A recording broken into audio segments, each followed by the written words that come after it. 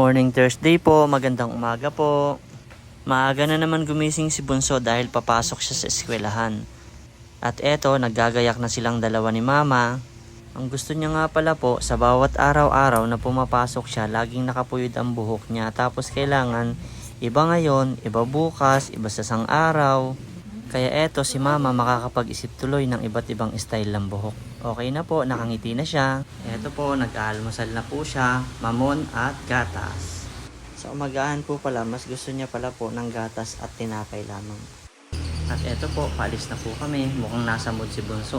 Bago umalis, sumayaw muna. At maaga rin gumising ang sportive na ate, laging kasama sa paghatid. Ang kagandahan lang po kasi dito kay Bunso, kapag ginigising mo siya sa umaga, hindi siya mahirap gisingin. Kaya sa pagpasok namin, on time po kami lagi, hindi po kami nalilate. Paalis na po kami. Bye-bye Mama. Kain po tayo, sinabawang isda at pritong daing ang ulam po namin ngayon. May kasama rin pala pong mangga. At eto lamang po ang ganap namin ngayong umaga. Maraming salamat po sa panonood.